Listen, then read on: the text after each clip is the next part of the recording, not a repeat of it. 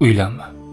Agar sen hali o'zingni boshqara olmasang, hissiyotlaringni, jahlingni jilovlay olmasang, uylanma.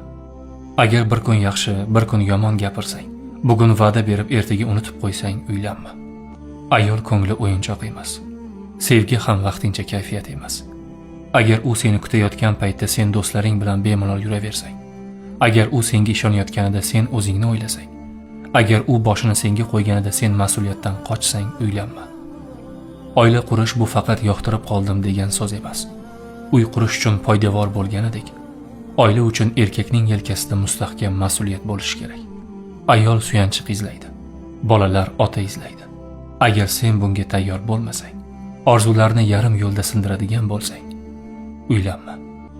Agar mas'uliyatli er, oila uchun mustahkam poydevor bo'lishni istasang, oilaga doir ilmlar jamlangan 6 soatlik audio kitob tayyorlab qo'yganman. Biodagi havola orqali o'tib, islomda oila, muammo va yechimlar audio kitobini eshitishni tavsiya qilaman.